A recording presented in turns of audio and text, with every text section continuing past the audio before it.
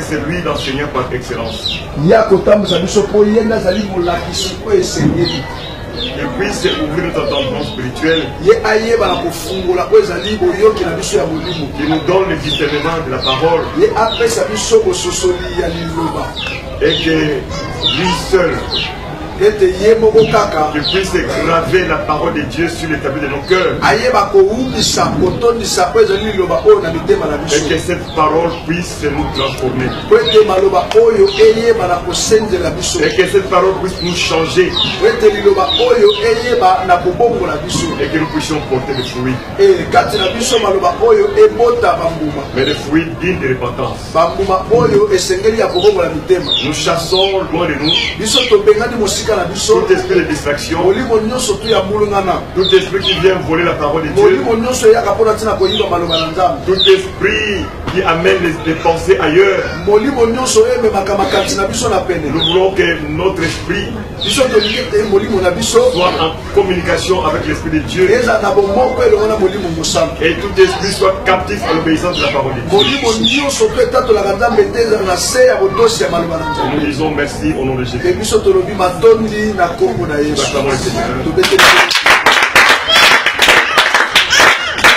Nous prenons dans le livre de Luc, chapitre 19. On peut effacer.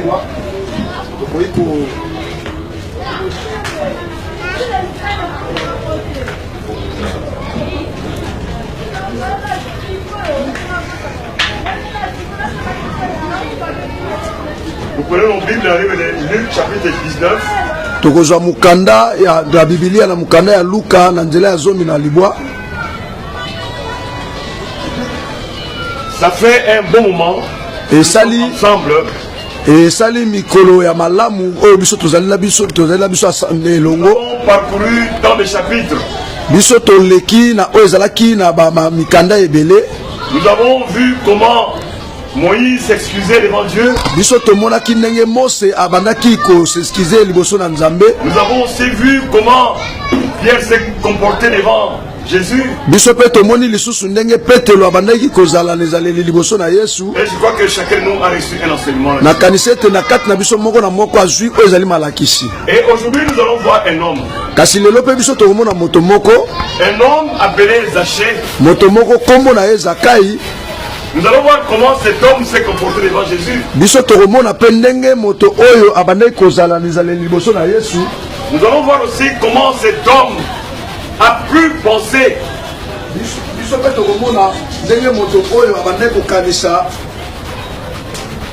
Et cela va nous enseigner. Et cela va nous donner aussi des idées comment réagir devant Dieu. Le titre d'aujourd'hui, c'est Zachée.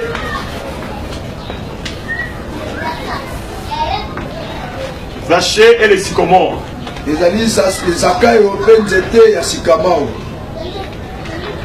Nous pouvons écrire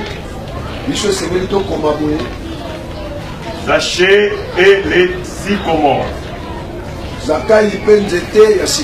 C'est notre thème de partage. Et cela se trouve dans le livre de Luc, chapitre 19, à partir du verset 1er. Et nous allons lire au nom de Jésus. Amen. Amen. Je lis au nom de Jésus. Jésus entra dans la ville de Jéricho et la traversa. Or, il y avait là un homme appelé Zachée. Il était chef des collecteurs d'impôts. Et il était riche. Il cherchait à voir Jésus. Il cherchait à voir qui était Jésus. Mais il ne le pouvait pas à cause de la foule. Car il était petit. Alors il courut en avant et greppa sur un sycomore pour voir Jésus qui devait passer par là. Lorsque Jésus fut parvenu à cet endroit, il leva les yeux et l'interpella. Zachée, dépêche-toi de descendre, car c'est chez toi que je dois aller loger aujourd'hui. Zachée se dépêcha de descendre et reçut Jésus avec joie. Quand les gens virent cela, il eut un murmure d'indignation. Il disait, voilà qui s'en va loger chez ces pécheurs. Mais Zachée se présenta devant le Seigneur et lui dit, écoute, maître, je donne la moitié de mes biens aux pauvres. Et si j'ai pris trop d'argent à quelqu'un, je lui rends 4 fois plus. Jésus lui dit alors, aujourd'hui, le salut est entré dans cette maison. Parce que cet homme est lui aussi un fils d'Abraham. Car le fils de l'homme est venu chercher et amener le salut, ce qui était perdu. Nous prions tous Amen. Amen. Amen. Nous acclamons la parole de Dieu.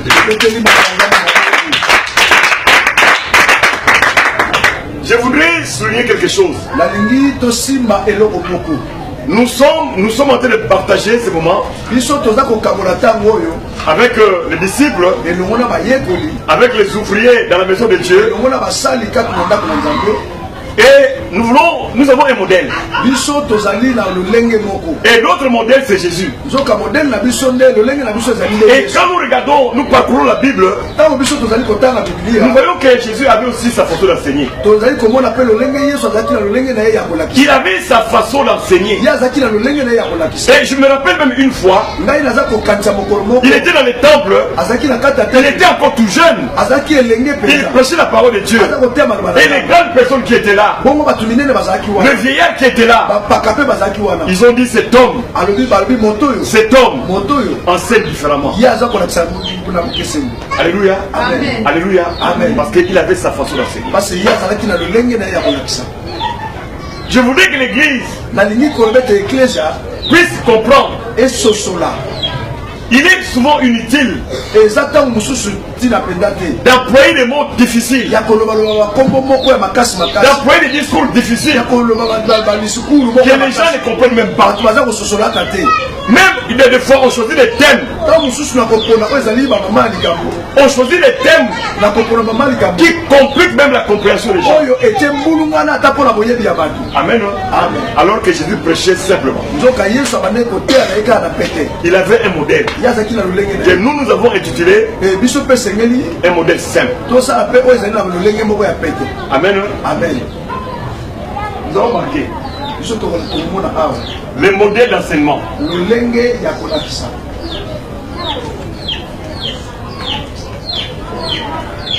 Le modèle d'enseigner.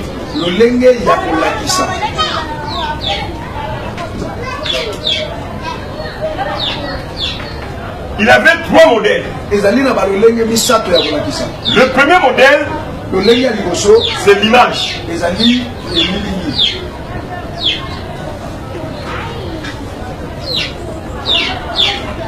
Le deuxième modèle, c'est l'application. Ah, à l'égard, ça sonne très bien. Amen. Amen. Et le troisième modèle, c'est la proclamation. La proclamation.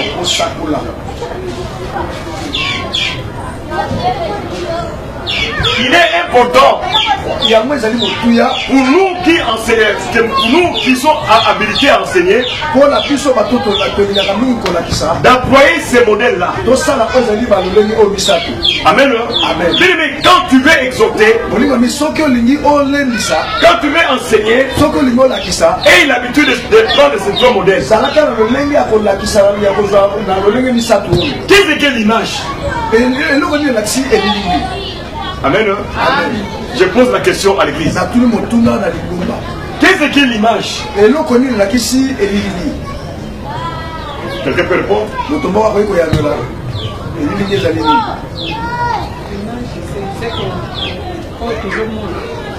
Oui, l'image c'est ce qu'on voit. Oui, mon frère.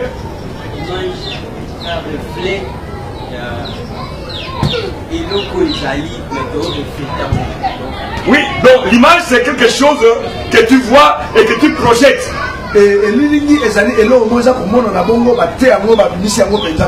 Quand nous regardons la télévision, qu'est-ce que nous voyons? L'image. Amen. Amen. Et c'est très important. Très important. Quand tu veux enseigner, et un modèle. Commence d'abord à montrer à ceux qui t'écoutent, aux auditeurs, l'image de toute l'histoire. Amen. L'image de l'histoire. Là, nous sommes en train de parcourir Luc 19 à partir du verset 1er.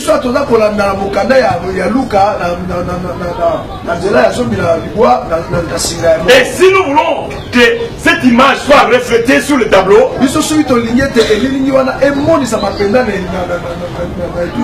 nous devons parcourir l'histoire et pointer qu'est-ce qu'on peut représenter. Comme dans l'histoire des Zachée, qu'est-ce que nous pouvons mettre en avant comme l'image? Je pose la question à l'église.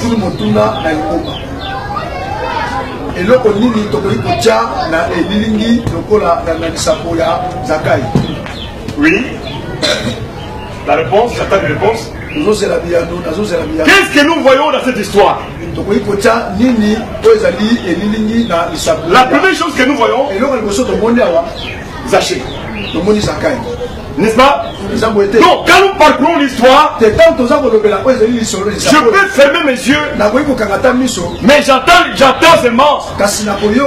Mais je sais que dans cette histoire, il y a un homme qu'on appelle Zachée. Alléluia. Même quand je ferme les yeux, je peux voir. Je vois qui? Est-ce que je vois qui? Je vois Zachée. Et la Bible me dit que cet homme est collecteur d'impôts. Alléluia. Donc dans ma mémoire, je vois déjà Zachée et je sais que Zachée était collecteur d'impôts. Mais la Bible ajoute qu'il était de petites tailles. Amen. Donc même quand je ferme les yeux, je peux imaginer que Zachée est de cette taille. C'est ce qu'on appelle quoi? Nous sommes encore au niveau de quoi? L'image. Et la Bible déclare, cet homme voulait voir Jésus. Donc, même dans mon histoire, je vois déjà un autre homme qui intervient. C'est qui? C'est qui? Jésus. Mais la Bible déclare, quand Zachée s'est approché, au devant de lui il y avait la foule. Quand je regarde maintenant l'histoire, je vois Zaché, un homme de petite taille, mais qui est devant la foule. Donc automatiquement, moi je peux projeter la foule. Alléluia. Amen. Je vois la foule, mais je vois aussi un homme passer. Et cet homme-là qui passe, c'est qui? Jésus. Donc dans l'histoire, selon l'image, il y a Zaché, il y a la foule, et il y a Jésus. Amen. Mais la Bible dit aussi, comme il était de petite taille, il est monté sur un arbre. Et cet arbre-là s'appelle sycomore. Alléluia. Donc, toujours dans l'image, je peux voir aussi l'arbre. Alléluia. Amen. Vous voyez que l'histoire devait simple. Alléluia. Amen. L'histoire est simple. Il y a Zaché, il y a la foule, il y a Jésus, mais en même temps, je vois l'arbre. Et on me dit que Zaché est monté sur cet arbre-là. Voilà. Dans ma tête, tout est clair. Alléluia. Amen. Alléluia. Vous voyez même, ils ont décidé. Alléluia. Donc même dans ma tête tout est clair.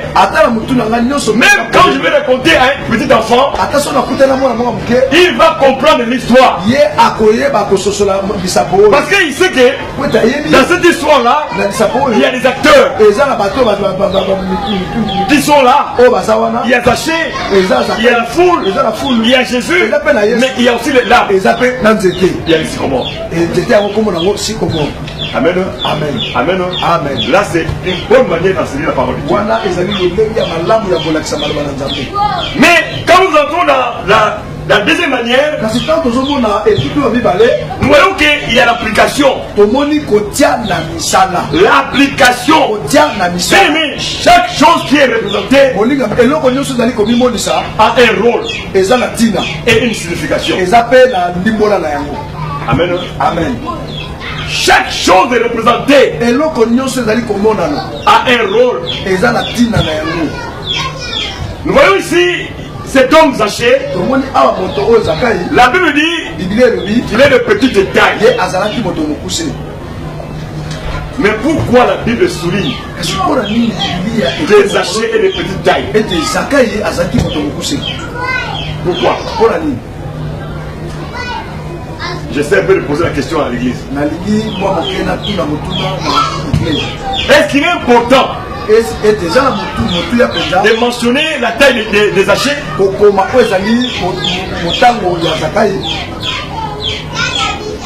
Est-ce que c'est important? Lève ta main, tu réponds. Oui.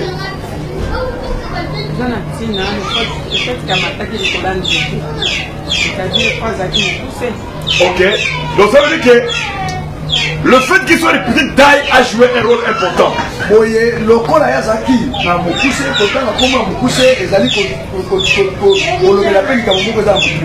Laisse-moi te dire que chaque mot, chaque mot mentionné dans la Bible a une signification. Petite taille, qu'est-ce que cela veut dire? Quand nous regardons Zaché, nous voyons seulement la taille.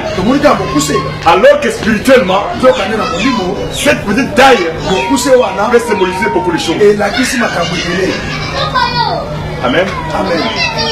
Être de petite taille peut signifier aussi manque de connaissance.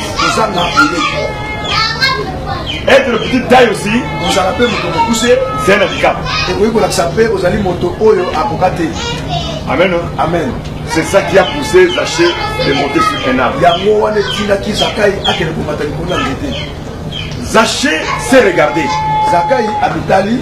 Il s'est regardé. Amitali. Et il s'est comparé à la foule qui était devant lui. Il a vu que ceux qui étaient au devant de lui étaient de grande taille. Et Jésus passait. Alors, pour voir Jésus, il y avait un handicap. Sa taille. Mais toi, qu'est-ce qui t'empêche de voir Jésus? Zaché s'est regardé. Bien aimé Seigneur, la Bible déclare: examinez-vous. Examinez-vous. Avant de suivre Jésus, tu dois te regarder. Avant de servir Dieu, tu dois te regarder. Et quand tu vas te regarder, tu vas découvrir ce qui est comme faiblesse. Tu vas découvrir aussi quels sont tes handicaps. Tu vas découvrir aussi qu'est-ce qui peut t'empêcher. Et à partir de cela, tu peux faire un bilan. Alléluia. Amen. Alléluia. Amen. Jésus dit avant de le suivre, renonce à toi-même. Est-ce que Dieu peut renoncer à toi-même? Alors, tu dois t'examiner. Est-ce que maintenant je suis prêt? Est-ce que je peux m'abandonner? Est-ce que je peux laisser? Est-ce que je peux abandonner toutes ces choses et suivre Jésus? Alléluia. Amen. C'est la petite taille. Et quand tu t'examines, c'est à ce moment-là que tu prends conscience de tes erreurs. Tu prends conscience de ce qui peut te gêner à aller de l'avant. Amen. Amen. Et Zaché a pris son temps. Il s'est regardé et il a vu que la taille lui empêchait de voir Jésus. Alléluia. Amen. La Bible dit qu'au devant de lui, il y avait la foule. Mais la foule, c'est quoi? La foule, c'est ce qui peut t'empêcher de rencontrer Jésus.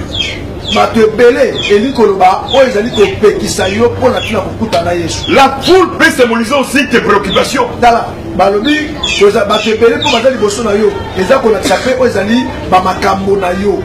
La foule peut symboliser aussi tes soucis.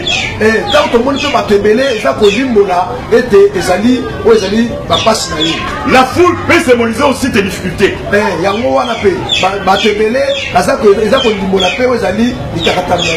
C'est ce qui t'empêche de rencontrer Jésus.